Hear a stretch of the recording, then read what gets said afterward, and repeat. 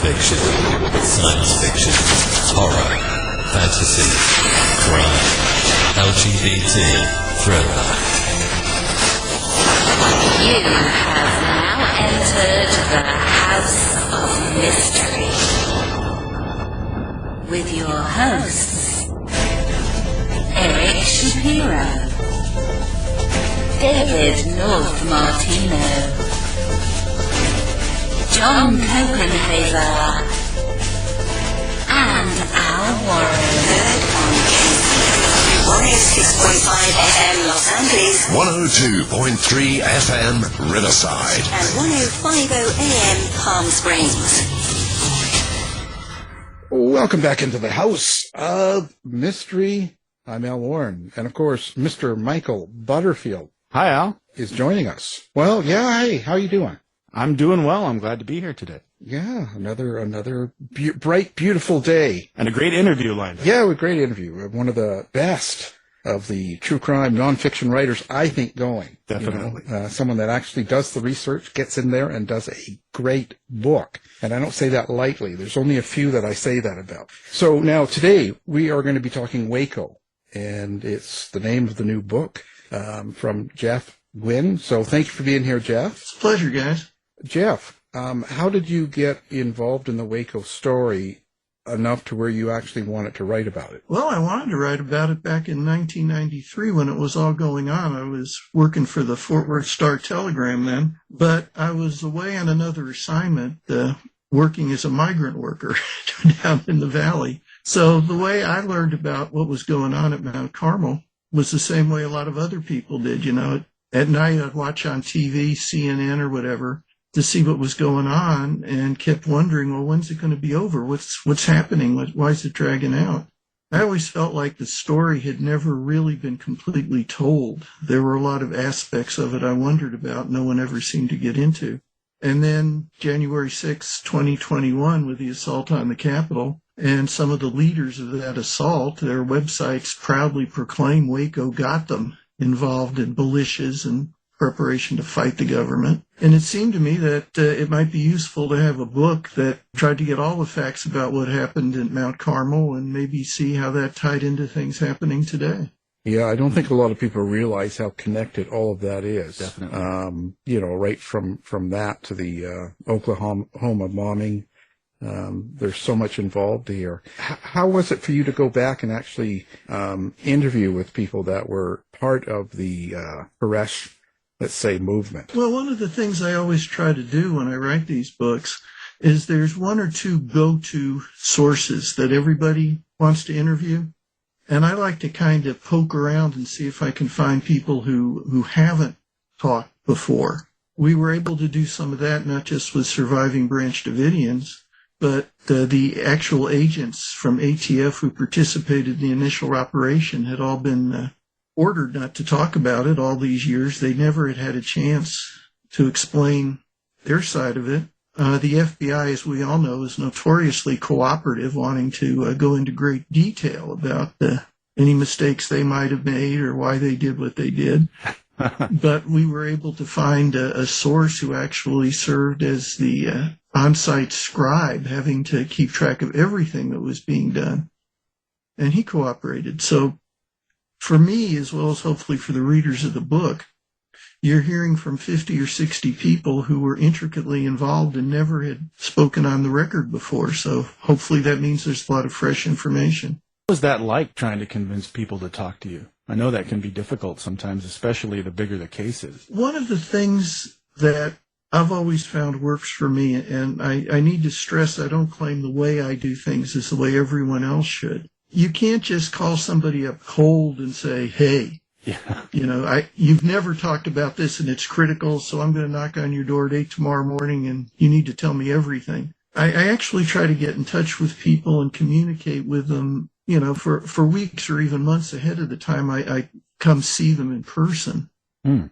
And I always try to take the tact of not saying, tell me everything, but can you help me understand what happened? Most people like to explain, and whether it's an ATF agent or an FBI scribe or a surviving Branch Davidian, If they think someone's willing to listen to their version of what happened, they'll talk. It's just a matter of being patient and listening and not just slamming them with questions. You said that there were aspects of the story that are often overlooked. What are some of those aspects? We have never really had any input into the ATF, not just how they originally became involved, but how the whole idea of dynamic entry at Mount Carmel came about. The 76 agents who were on the ground involved in that operation never had really talked on the record except for some congressional testimony that was very stilted. Certainly, we didn't know much about the FBI and the fact that their tactical and negotiating teams were just clashing the whole time during the siege until the negotiators finally won out. And nobody, to my knowledge, ever really looked at the background of the Branch Davidians. Where did they sort of get started? How did they evolve into what they were, and how did they get to Waco? It was almost as though David Koresh, Mount Carmel, were just there full blown. And if we don't understand where they came from and how they came to believe what they did, then how can we understand what they did? Now, for the listeners who may not be familiar, would you mind explaining a little bit about who David Koresh was and what happened that day and why? In February of 1993, agents from ATF, Alcohol, Tobacco, and Firearms, executed what they called the dynamic entry at Mount Carmel, which was the huge sort of hulking home of some 120 Branch Davidians just outside Waco, Texas. The Branch Davidians were an offshoot originally from Seventh-day Adventists. They were led by a man whose birth name was Vernon Wayne Howell, and he had changed his name to David Koresh. They believed he was a prophet, the Lamb from the book of Revelation in the Bible, who was going to first explain to the world what the seven seals on the great book of heaven that's described in the book of Revelation meant, and then lead his followers in a battle against the forces of Babylon, the United States government, to fit what in Revelation is promised as the final battle when Jesus Christ finally returns and the kingdom of God is proclaimed in the world. The ATF knew nothing of that and didn't care. All they cared about was that the Branch Davidians at Mount Carmel had a great number of illegal automatic weapons that had not been registered nor taxes paid on them. And because these gun laws were being broken, because ATF had been told by former Branch Davidians that the group at Mount Carmel was preparing to initiate a fight against the government, might even involve them taking their automatic weapons and going down into Waco and shooting a bunch of innocent civilians. ATF acted at the request of the county sheriff. They planned an operation that did not work.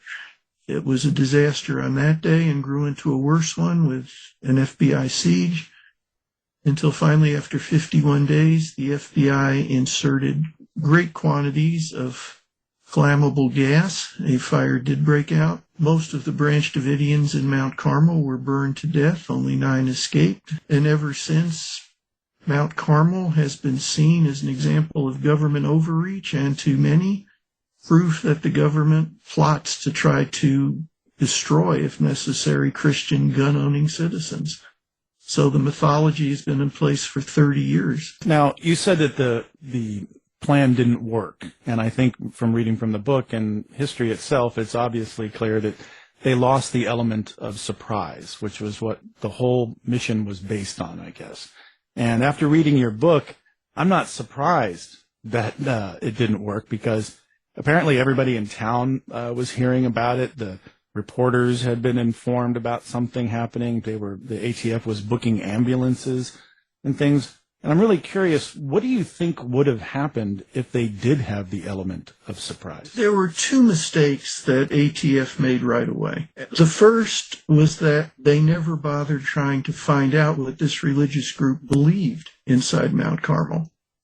They thought that was unimportant. The only thing that mattered was they had illegal guns. They had no idea that these people in Mount Carmel were not only waiting but hoping for some kind of federal assault, and they would be ready to fight. The second mistake ATF made was taking the word of disgruntled former Branch Davidians who hadn't even been at Mount Carmel for over a year, that all the guns were kept in a locked storage room inside the compound, and David Koresh would have to give an order for people to go to the room, get the guns out, pass out ammunition, set up, be ready to fight.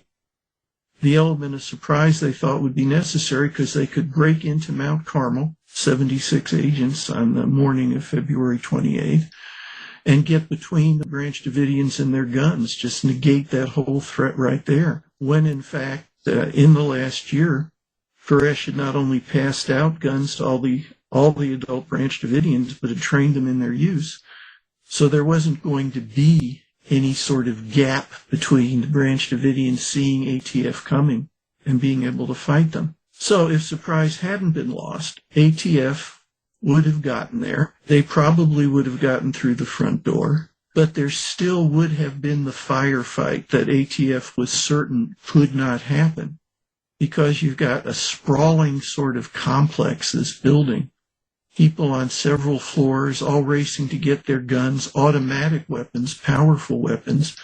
There would have been one hell of a fight with lots of casualties, and due to the lack of surprise, that's still what happened, only with ATF not even being able to get into the building in the first place. There's a lot of different documentaries and shows that have been put out about this case, and it seems like a lot of the focus is on who did the first shot, and making it that's important.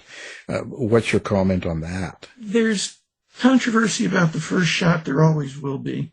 I've talked to I've talked to surviving former Branch Davidians, all of whom are convinced ATF came out of cattle cars right in front of their front door and started shooting. They have no doubt about this. The ATF agents on the ground are equally adamant. The minute the cattle trucks pulled up, basically, fire started coming down at them from all the different rooms and floors of Mount Carmel. We'll never know for certain, but what would sway me is I tried to find some objective, non-involved observers and members of the Waco media who'd been also tipped to what was going to happen. Were surrounding the property and were actually watching as this played out. In particular, 3 staffers from the Waco daily newspaper were right across the road from the front of the compound and saw it all. And each of them says separately that there is no question the firing started from inside the compound out at the ATF agents. They're all absolutely certain of this. And to me, that kind of sways what I think probably happened, though we'll never know for certain. And the whole idea that David Koresh was a prophet, this played into his prophecies, right? And I'm curious if you could tell us a little bit about Cyrus Teed, where those connections may have originated from. This is my 25th book. And if you're doing your job as a researcher, as you guys both know, even if you're writing about some well-known event or individual, there's always going to be some new information. But I never, ever expected to find what I did in working on this book. It absolutely staggered me. We have documentation. We have the actual proof that David Koresh plagiarized all his major prophecies and even his name from the work of an earlier American self-styled prophet, a guy named Cyrus Teed, who got with his followers outside Fort Myers, Florida, almost a century earlier. Cyrus Teed proclaimed himself Koresh, that angels had revealed to him. He was the new incarnation of King Cyrus from the Old Testament. Cyrus in Hebrew is pronounced Koresh. That he was the Lamb of the book of Revelation, that he was going to open the 7 seals, and he was going to lead his followers against Babylon. Everything that David Koresh said just about a century later. Not one original thing in it. I went down to Florida to track all Cyrus Teed's original prophecies and writing, was able to track that back to a woman named Lois Roden, who led the Branch Davidians before Vernon Wayne Howe, soon to become David Koresh, even joined. She basically trained him. He was her spiritual heir. And we even found the book at the public library, Teed's Prophecies, the first Koresh, word for word what the second Koresh was preaching to his followers. David Koresh's enthusiasm and zeal, I think, were probably genuine. But his prophecies were secondhand, and there's proof of that. That's pretty fascinating. And you're right. I have to admit, when I was reading the book, I was blown away by that. I mean, most people don't have any idea about that, and they won't really unless they read your book, because I've never seen or heard about that anywhere else. Well, one of the things that I always try to tell people who say, now, are you sure you're right? I have extensive chapter notes throughout my books. Anything that's in there, including the Cyrus Teed information, I will always specify where I'm drawing this from, whether it's archival documents, whether it's old books, whether it's individual interviews. And people can check this for themselves. They don't have to take my word for it. I was literally blown away. I kept thinking, I'm missing something. This can't be true. And yet you follow the trail, and I think the book lays it out pretty completely. There it is. It's convinced biblical scholars who had studied the Branch Davidians for years and years. And, I gave them the material to look at, and we have their conclusions in the book. The only people who refuse to believe it are the surviving Branch Davidians, and I'm not surprised at that. They've spent 30 years with their belief in Koresh as the original lamb and his prophecies. That sustained them all these years, and here comes somebody saying, maybe you need to look at this. They don't want to look, and who can blame them? I don't know about all of them, but some of his survivors are still waiting for him to return. Yeah. If that's right. 'Cause of all the surviving Branch Davidians I talked to, and there's fewer and fewer of them by the year, I mean, they're getting up there. Every one of the survivors I talked to still believes that David Koresh was the Lamb of Revelation, that everything that happened at Waco, at Mount Carmel, is what was ordained in the book of Revelation, and that David Koresh is going to come back as the Lamb, as Revelation promises, gather up his surviving followers, and this time lead them to victory against Babylon. It's their unshakable faith. They wouldn't care what kind of proof you showed them that it might be otherwise. This story has really been the center of a lot of conspiracy and misinformation and craziness out there. I guess even Alex Jones is involved in case. Oh, Lord, yes. And so, but there's a huge draw for this right now. This society right now seems to feed off of this, and they're almost as dedicated to let's say Alex Jones as someone is to the Bible. I don't understand it. Explain what kind of impact Alex Jones has had on the case. Well, talk about Alex Jones, we actually need to jump a few years ahead of him getting involved. From the time that the siege surrounded Mount Carmel, there were already individuals and groups who were claiming that this was some kind of government conspiracy. ATF and FBI following orders from some dark corner of the government to wipe out innocent gun-owning Christian American citizens. I have a picture in my book of a guy named Timothy McVeigh sitting on the hood of his truck outside Mount Carmel during the siege, peddling anti-government T-shirts and bumper stickers. And 2 years to the day after Mount Carmel burned, McVeigh blew up a federal building in Oklahoma City. And after he was captured, claimed it was in retaliation for Waco, putting back in the government's face what they did to us. Conspiracists, but even more so, people who gain influence, fame, and money from describing conspiracies have flocked to this whole idea ever since. A few years after the Waco tragedy, and believe me, it was a tragedy. It wasn't a conspiracy. It was terrible decisions made by lead agents for ATF and FBI. But that's not a conspiracy. That's individual incompetence. They were having a memorial service on the Mount Carmel grounds. The service was being led by a surviving Branch Davidian named Clive Doyle. And a burly guy from Austin who had been doing little podcasts out of his garage grabbed the microphone identified himself as Alex Jones and started railing to the crowd all about the government and how this terrible thing had been done, and that if there's ever another Waco, if he can get there first. And basically, Jones built his conspiracy empire on what happened, or what he alleged happened at Waco. He's not the only one. Armed militias in America, again, the statistics are all in the book, and readers can check for themselves the source of these things. But suddenly, hundreds of militias sort of hopped up like poisonous mushrooms around the country. And if you look at the websites of those that have survived, they all got started because we can't risk another Waco. We have to be armed and ready. If we look at the people who are currently being sentenced to jail for their actions January 6, 2021, assault on the Capitol, almost all these people claim that Waco was their incentive to start getting interested in anti-government, which, of course, the Trump MAGA movement just took full advantage of.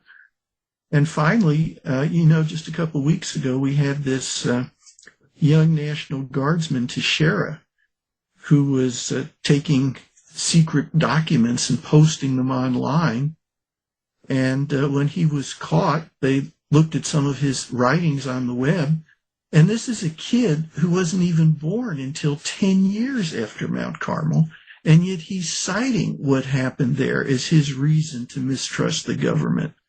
So Waco has this long, terrible tale, and it's people like Alex Jones that are responsible for that. And I think it's important to note that, Waco came on the heels of Ruby Ridge, which was another awful tragedy. But unlike that, Waco was televised. And so those government mistakes were seen by everybody for 51 days? I'm curious to know what you think about the fact that, all these years later, people are still inspired by this, and they're still using it as their justification for what they're doing. But at the same time, the government has tried to learn from their mistakes in that event. What do you think about that? You're right about all this. You guys are probably a lot younger than me. I remember watching it on TV, and you get mesmerized by it. CNN was really the first 24/7 cable news network at the time. But for the first time, Americans were able to be watching a tragedy unfold 24/7, and it dragged out until the final fatal fire. The thing that always gets overlooked, I am not an apologist for the mistakes that ATF and FBI made. Those are thoroughly documented. The individuals who made those mistakes, that ended their careers essentially, and it should have. But it's also true that if we look at this one immutable fact, 30 years ago, ATF and FBI blundered, they overreached, and people died who did not need to die, and that is awful. But it's been 30 years, and in those 3 decades, occasionally, there have been sieges, ATF, FBI, on anti-government groups or religious groups. It's never happened again. The FBI and ATF learned at horrible cost of human life in Waco in 1993 to be more restrained and to let events play out and to try better to understand why the people being besieged were doing what they were doing. If now we have people screaming, oh, we've got to protect ourselves from the government, they may come at us like they did at those poor innocent people in Waco. Hey, it's been 30 years. It hasn't happened. Pay attention to the facts and not the hyperbole. When you wrote this book, at the end of it, how do you think it changed you yourself? Well, writing the book scared the crap out of me, to tell you the truth. I've written previous books about demagogues, usually in some sense religious demagogues. I've written about Charlie Manson. I've written about Jim Jones. David Koresh and the Branch Davidians are so different. They're usually lumped together, and yet they're not the same thing at all. Charlie Manson was just a ex-pimp con artist who persuaded some drug-addled kids to commit a couple horrible crimes that got a lot of publicity. And then Charlie was a showman and sold himself in all the years afterward. Jim Jones and People's Temple was really about cultural change, not religion. Equality of race, equality of gender. And until drugs and hubris twisted Jones into a monster, he and his followers actually accomplished some good things. David Koresh and the Branch Davidians believed they were doing what God wanted. They were biblical literalists who put really terrible connotations into their interpretations of Scripture, or at least Koresh did that, and his followers chose to believe it. They were doing what they thought God wanted, and that is frightening as hell. And because of that, they are seen by many as Christian martyrs.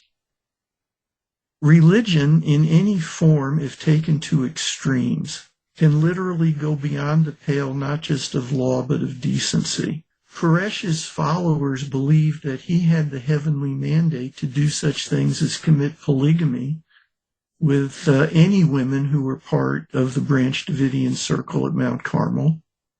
They believed it was his God-given right to have sex with little girls as young as 12, and in the book we even have proof that he had sexual contact with little ones as young as 10. Freedom of religion is one thing, and we all believe in it, but at some point you have to draw the line. For me, it's raping children. And I was going to ask you, too, a friend of mine and I were discussing your books yesterday, and he brought up a great point about your book about Manson, which is that, you know, you really cut him down to size. You really shrank him down to I guess you could say, a more realistic portrait other than the caricatures, what we've seen. And I have to say, I think you really did the same thing with David Koresh.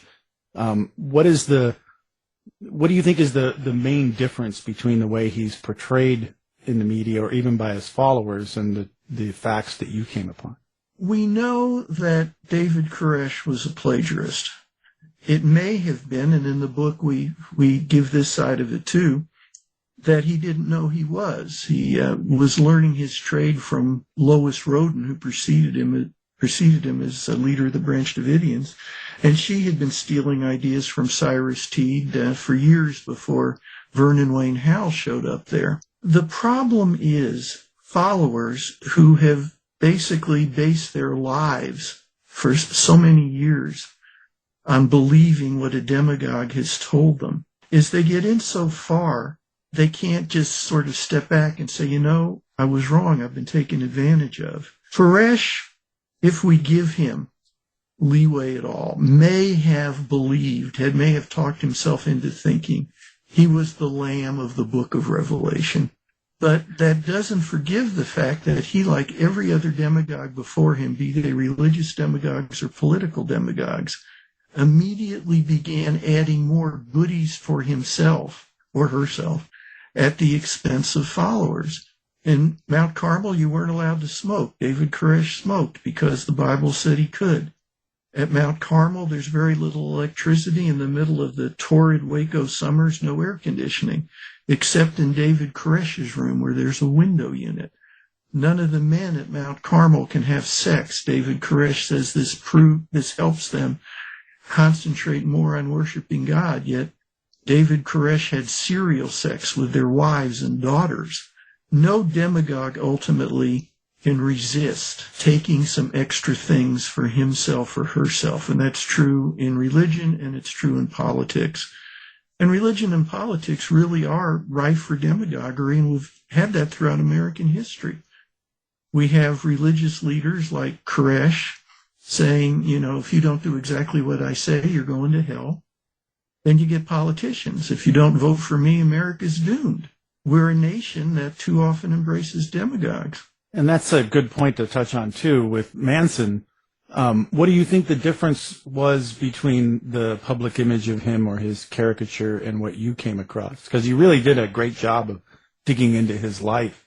Charlie Manson, one of the mistakes we make about people, I think, generally, is that if they aren't educated, we think they're stupid. Charlie was a mean, nasty SOB. He was only interested in himself, but that man understood how to con people. His favorite description of himself was man of 1,000 hats. He said he could act one way with one person, turn around and be someone completely different to a second person, and so forth. He used his trial for the Tate LaBianca murders basically to present himself as this irresistibly interesting character to America, and he carried that on in all the years he was incarcerated right up to his death. Every few years you'd have Charlie going nuts at a parole hearing or granting an interview and then saying something outrageous. The last couple of years of his life, there was some very young female follower, and Charlie had followers to the end, who claimed that they were engaged and she was going to marry him. That's right, yeah. I remember being called by some interviewer when that story broke and said, "What would you say to this young lady who thinks she's marrying Charlie Manson?" And I said, "Well, you might want to tell her she shouldn't go register at Kmart or Walmart quite yet, because Charlie never follows through." He knew how to play the media, which in of itself is playing the public. And Koresh, if he hadn't died horribly, I think would have had some of that same ability. He would have started, quoting scripture here and there just so sincerely. He would have said colorful, interesting things, and there would have been more stories and more stories. Manson wanted to be famous. That was his goal. And David Koresh, Vernon Wayne Howell, high school dropout, somebody who by secular standards wasn't qualified to lead a one-man parade, wanted to be recognized as the greatest prophet, the greatest God-touched thing, living entity ever on earth, and that would include Jesus and all the biblical prophets before him. And you said that Manson talked about being a man with 1,000 hats. He could play, to everyone. I was fascinated by his reliance on the book How to Win Friends and Influence People by Dale Carnegie. It seems to have worked for him, not necessarily for good, but... Well, you talk about times I've been surprised during my interviews. Charlie had a prison mate from his days in the California Hooskow named Phil Kaufman. And Kaufman, after he got out of prison with Manson, went on to become sort of a world-famous equipment manager for rock and roll acts, from Emmylou Harris to the Rolling Stones to Graham Parsons. And I caught up with Phil Kaufman in Nashville. He was in his early 80s. He was riding one of the biggest, loudest Harley Davidsons I'd ever seen in my life. We sat down, and I said to Phil, one thing I can't figure out, I've been talking to former Manson followers, and they all claim he had this mystic powers. He could read minds. He knew what they were thinking before they even knew they were thinking it. I mean, did you ever see anything like that? And Kaufman laughed so hard he cried and said, "I've been waiting all these goddamn years for somebody to ask that question." Because he's with Manson in prison. And when Manson's in prison, he got hold of How to Win Friends and Influence People, the book by Dale Carnegie. And Kaufman said, "Look at chapter 9. Go in there. Look at chapter 9. And I did. And the chapter is all about let the other fellow think your idea is his own. And I went back and I called up the, surviving former members of the Manson family. "Did you ever hear Charlie say this, or this?" And they're going, "That's it, exactly. That's every word. How did you know that?" David Koresh plagiarized from Cyrus Teague. Charlie Manson copped from Dale Carnegie. That's just an amazing backstory there. And I think it's important to note, too, that, Manson's ability to influence people and, you said he wanted to be famous. He definitely was somewhat successful at that in his early days in the Bay Area and California, and especially in Hollywood, where he was, running with the Brian Wilson from the Beach Boys. And there's a story in Michael Caine's, the actor Michael Caine's memoir, where he talks about Cass Elliot from the Mamas and the Papas introducing him to Charles Manson at a party where a couple of the victims from the Manson murders were there. Can you talk a little bit about that? And is there any truth to that? Or It's true. Manson knew how to ingratiate himself with certain people. We think of him, of course, as sort of this horrible drug-addicted monster, but for a long time he was just another wannabe rock star. And he thought that if he could only make the acquaintance of the right people down in Los Angeles, he'd get a record deal and be bigger than the Beatles. Now, it is true that he fell in with Dennis Wilson of the Beach Boys, and he even made some tapes of his songs at Brian Wilson's house in Bel Air, California. Phil Kaufman was part of those sessions, and he lent me the tapes from that night. Oh, wow. I don't claim to be a great music critic, but I did have two sons, they're grown now, who played in 7th grade high school rock bands and would rehearse in my garage. And I can tell you this after listening to Charlie Manson's music, that those 7th graders would not have let him in the band. He was that awful. There was never any chance he would get a record deal, but he was so fascinating in person that Dennis Wilson, Cass Elliot, and John Phillips of the Mamas and the Papas, Neil Young, they all hung out with him. Neil Young even recommended him to his record label producer, though nothing came of that. And I think Neil probably doesn't like to talk about it too much in all these years since. Well, and I think it's important to note, too, that the circles he was running in, he apparently had come into contact with some of these victims, and that leads to theories about conspiracies and ulterior motives.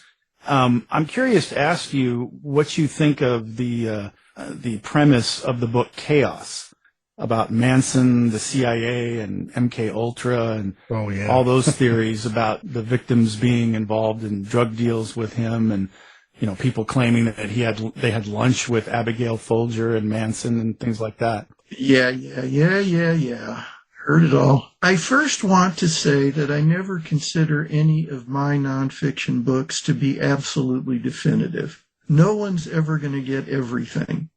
I mean, there are certainly things that I didn't think about that I could have explored when I was trying to research it and would have missed. That's always possible.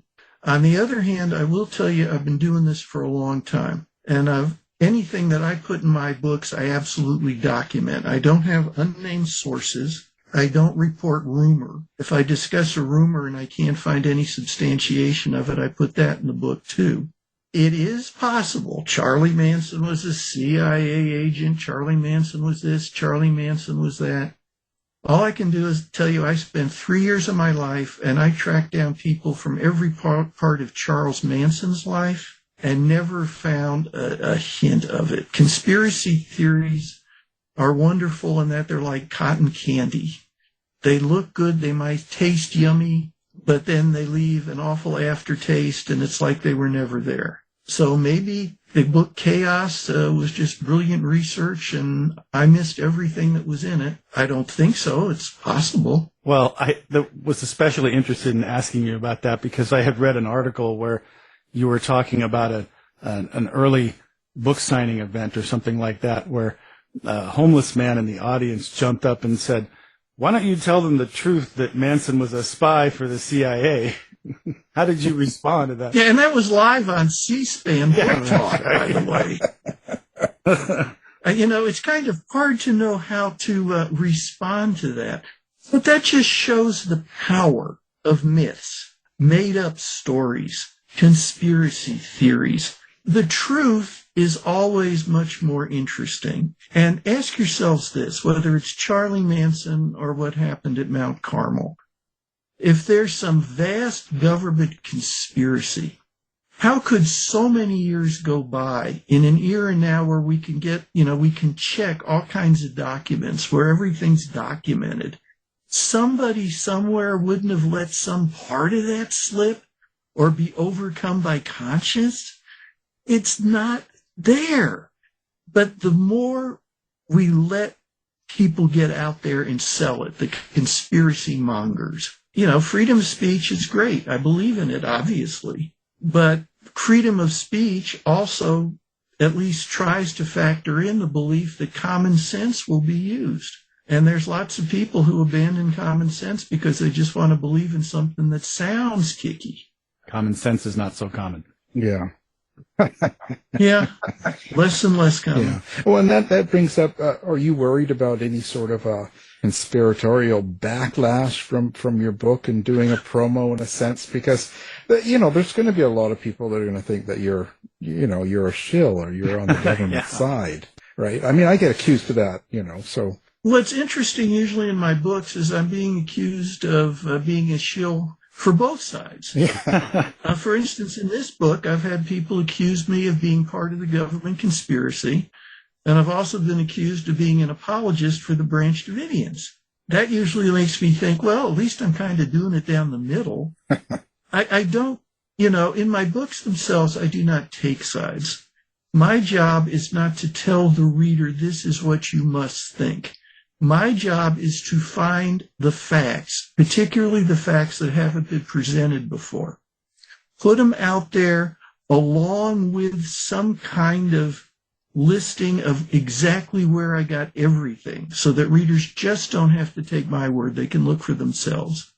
And then I'm hoping after seeing all these things, after weighing facts as opposed to hyperbole, from people who are getting rich by trying to convince folks of conspiracy theories. Make up your mind based on facts. That's all. Yeah, I don't have a whole lot of faith in that these days, but, go for it.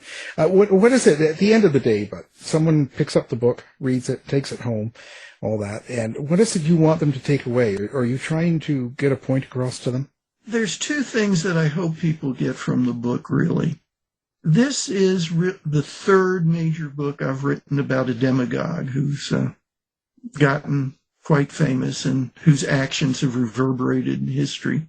And I'm hoping people might start to see some similarities, that maybe some warning signs that someone would be a demagogue. It might be dangerous to listen to this person. Manson, Jim Jones, Koresh, they all had in common that the first thing they do is declare there's this awful situation and I'm the only person that can save you from it.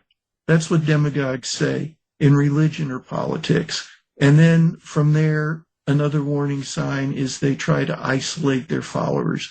Don't hear any opinions other than mine or people who agree with me. Everybody else is the enemy. So there's that look into how demagogues operate. The second thing is, and again, we realize this, all three of us, that there always are going to be people who don't care about facts. Well, this part of American history makes me uncomfortable, so we're going to get rid of all books that even refer to it. Or, well, I wish this hadn't happened, so it didn't happen. As much as possible for as many people as possible, history is there to teach us. Sometimes the lessons are painful, but how can we stop all the problems we've got now that have grown out of things that happened earlier, like the militia movements and the violence in America that come out of what happened in Waco 30 years ago? We can't fix things happening now if we don't understand and learn from things that happened earlier that precipitated today's issues. These are all big things. I mean, I hope in one way when people read my books, they just enjoy the books. They like the writing.